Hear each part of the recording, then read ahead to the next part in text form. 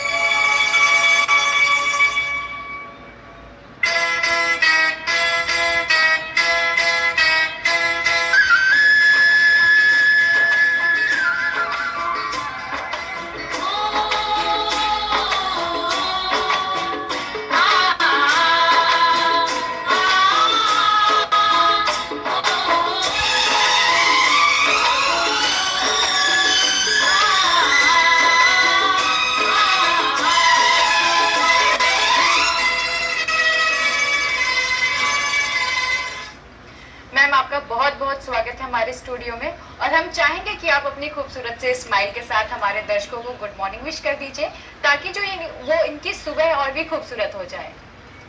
हिंदुस्तान नमस्ते और आप सभी को गुड मॉर्निंग। अब चूंकि प्रिया जी आपने गुड मॉर्निंग की बात की है जी। तो मैं उगते हुए सूरज की कुछ पंक्तियां बोल सकती हूँ? बिल्कुल मैम, बिल्कुल।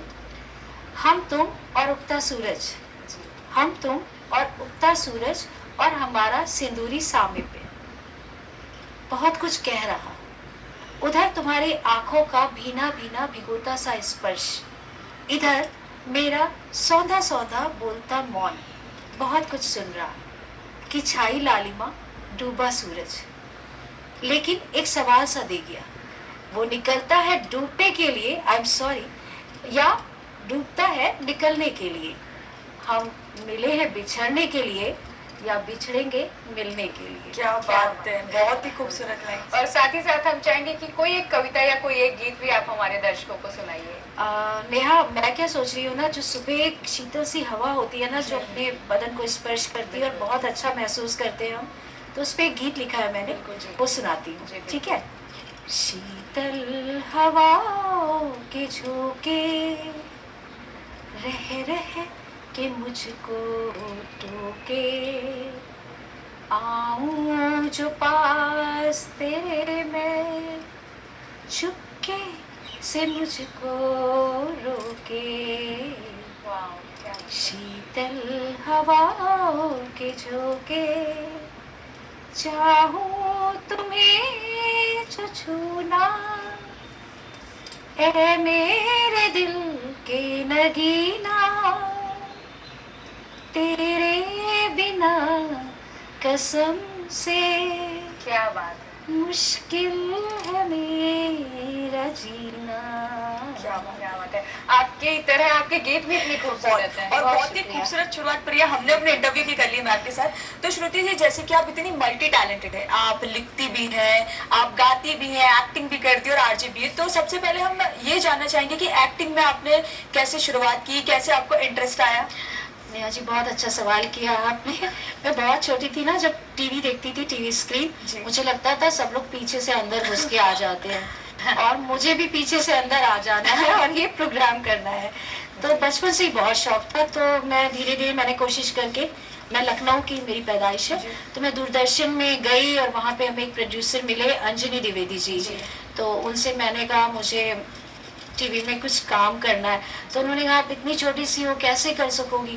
तो मैंने कहा नहीं नहीं सर, मैं कर सकती हूँ। फिर उन्होंने मुझे एक प्रोग्राम दिखाया, मैंने स्टूडियो में बैठ के देखा, नेक्स्ट टाइम मैंने किया और तब से लेके आज तक करती जा रही हूँ। आपकी जर्नी है वहाँ से शुरू हो गई। क्या बात है मैम। साथ ही साथ हम ये जानना चाहेंगे कि टीवी में अब तक आपने कौन कौन से शोज किए हैं?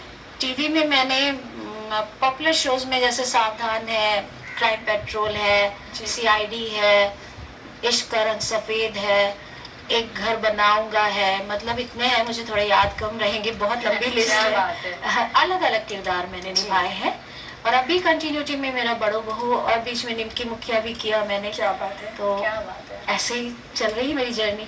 श्रुति जी, इसी के साथ आप थिएटर भी करती हैं, जी, तो थिएटर उसके भी बारे किया में है। भी हम जरूर जानना चाहेंगे। थिएटर मैंने चूंकि सीरियल बाद में किए, थिएटर पहले किया और ये बच्चों के प्रोग्राम टीवी के शुरू के बहुत सारे किए। तो थिएटर के लिए मैं दिल्ली आई। दिल्ली में एलटीजी रेपेट्री में मेरे हस्बैंड डायरेक्टर थे और मैं एक्टर थी, तो हमें सैलरी मिलती थी, हम बहुत खुशी खुशी थिएटर करते थे और पैसों से आराम से एंजॉय करते थे। फिर मुंबई में किया थिएटर और उसके बाद सीरियल और मूवीज। मैम, आपने थिएटर और टीवी दोनों ही किया है और दोनों में एक्टिंग करने में बहुत ही फर्क होता है, तो आप उसे किस तरह से देखती हैं? देखिए, थिएटर आप स्टेज पे, ऑडियंस आपके सामने रहती है, सबको आपको अपनी हर बात दूर तक पहुंचानी होती है, तो आपको सारे अपने रिएक्शन एक्शन जो है वो लाउड करने पड़ते हैं, जिससे वो वहां तक पीछे का आदमी भी बैठा हुआ देख सके। तो वो थिएटर होता है। और रही बात टीवी, तो ये एक फ्रेम होता है, इस फ्रेम में आपने अगर इतना सा यूं भी किया ना तो वो दिख जाता है, तो उसमें आपको बहुत लाउड एक्सप्रेशन की जरूरत नहीं होती है। उसमें भी अलग अलग टेक होते हैं, क्लोज होता है, वाइड होता है, अलग अलग शॉट होते हैं। तो वाइड में जैसे हम सब आ रहे हैं, क्लोज में टाइट क्लोज है तो इतना आएगा, तो उसमें हमें थोड़ा ध्यान रखना पड़ता है कि शॉर्ट एक्सप्रेशन हो, तो ये सारी चीजें होती हैं, ये ध्यान में रखनी पड़ती है। और टीवी में सबसे अच्छा होता है आप एक्टिंग ना करिए, बिल्कुल नेचुरल करिए, वही टीवी की अच्छी एक्टिंग होती है। चलिए, ये बात तो ही आपकी एक्टिंग की, साथ ही साथ आप आरजेबी, तो आपको कैसे शौक आया कि हाँ मैं टीवी में तो आ ही रही हूँ, अब मुझे आरजेबी बनना चाहिए और अपनी आवाज से लोगों को और भी अपना फैन बनाना चाहिए? एक्चुअली नेहा, मेरे अंदर ना एक बहुत बुरी आदत है, मैं सब कुछ करना चाहती हूँ। तो मैं जब सुनती थी रेडियो, मतलब एक तो रेडियो की बड़ी अच्छी बात है, कहीं भी कुछ देखने की जरूरत नहीं, आप हर वर्क करते हुए सुन सकते हैं, गाने हो या कोई भी प्रोग्राम हो। तो मुझे, मेरा मन करता था काश मेरी भी आवाज रेडियो में आए और मुझे भी सब सुन सके। क्या बात है। तो जब मैं मुंबई पहुंची, पता लगाया मैंने कहाँ है रेडियो का ऑफिस, या कहाँ से कैसे क्या होता है, चर्च गेट में था, वहां पहुंच के बहुत दिन दौड़ भाग की कि मुझे इसमें वो करना है, मैं कैसे बन सकती हूँ आरजे करके, मुझे वहां भी समझाया गया। फिर हमारा इंटरव्यू हुआ, ऑडिशन हुआ, 500 में से 16-17 लोग सेलेक्ट हुए थे। तो वो कठिन ऑडिशन था, पर ऊपर वाले की मेहरबानी से मैं सक्सेस रही। तो बात हो गई आपकी एक्टिंग की, आरजे बनने के सफर की, और अब हम बात करेंगे कि आपका जो इंटरेस्ट है वो लेखन की ओर कैसे आया। आप इतना खूबसूरत गीत लिखती हैं, शायरी लिखती हैं, उसके बारे में भी हमारे दर्शकों को कुछ बताइए। जी हाँ प्रिया जी, मुझे लिखना, पता है एक ऐसी चीज है, लिखना जो है वो आपकी रूह से, आत्मा से निकलता है। जी बिल्कुल। लेखन जो है, क्योंकि जो आप महसूस करते हो वो आप पन्नों पे, पेज पे, कागज पे उतारते हो। जी। सबसे बड़ी चीज है। बहुत सारी चीजें जो आप किसी से कह नहीं सकते हो, आपके दिल के अंदर है, तो वो आप लेखन के द्वारा एक अच्छे रिदम में और सामने सबके पेश कर सकते हो। मतलब ये एक बहुत अच्छा जरिया है दूसरों तक अपनी बात पहुंचाने तो का। हम इसी के साथ चाहेंगे कि कोई एक गजल हमारे दर्शकों के लिए हो जाए। जी हाँ, बिल्कुल बिल्कुल। ये मैंने बिल्कुल ताज़ा गजल लिखी है, ये मैं तहत में पढ़ के सुनाऊंगी आपको। बिल्कुल।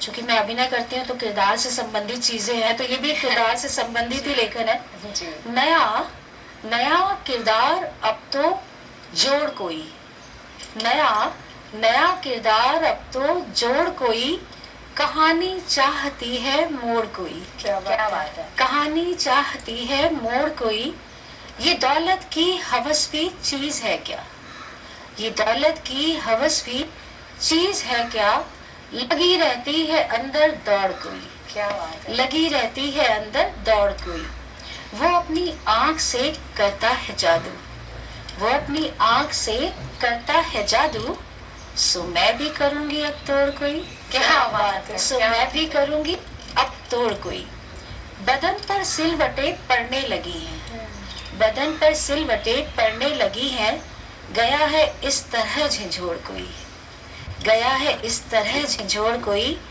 वो दुश्मन है तुम्हारे दुश्मनी से, वो दुश्मन है तुम्हारे दुश्मनी से, मोहब्बत की नहीं है लोड़ कोई, मोहब्बत की नहीं है लोड़ कोई। क्या बात है। बहुत ही खूबसूरत, सच में बहुत शुक्रिया। और बहुत ही गहरे अर्थ के साथ। बहुत ही अच्छी मीनिंगफुल आपने जो शायरी हमें सुनाई, बहुत ही अच्छी है। श्रुति जी, जैसे कि आप इतनी ज्यादा टैलेंटेड है, इतने सारे आप काम करती हैं, और आप एक्टिंग बहुत ही अच्छी करती हैं और एक्टिंग में आपका बहुत ही अच्छा नाम है, तो आपका सबसे फेवरेट कैरेक्टर कौन सा, आप किस तरह का कैरेक्टर सबसे ज्यादा प्ले करना पसंद करती हैं? जिससे लोग भागते हैं यानी कि नेगेटिव कैरेक्टर। जी।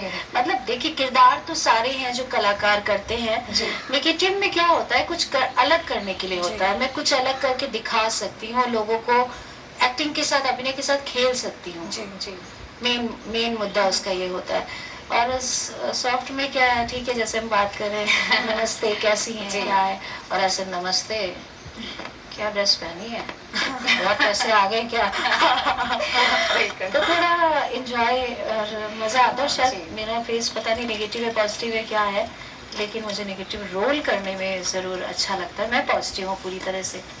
जी। जी। तो जैसे कि आपने बताया कि आपको नेगेटिव कैरेक्टर्स पसंद है, तो कई बार ऐसा होता है कि हमारे दिमाग में उस इंसान की एक जो इमेज है वो निगेटिव आ जाती है, चाहे हम बात करें अमरीश पुरी साहब की या डैनी की, इन सब की कहीं ना कहीं एक निगेटिव इमेज हमारे माइंड में रहती है। तो क्या आपके साथ भी कभी ऐसा कुछ हुआ है? हाँ, होता है। मेरी बेटी मुझे बोलती है, जब वो कभी मेरे ऐसे रोल देखती है, कहती मम्मी आप ये क्यों करती हैं, मम्मी आप प्लीज, आपने उसको ट्रेन से धक्का क्यों दिया।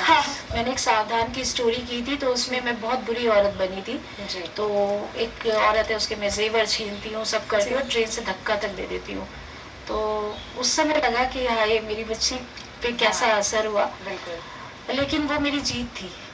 अगर आपने बुरा किया है और लोग आपको गालियाँ दे रहे हैं या बुरा समझ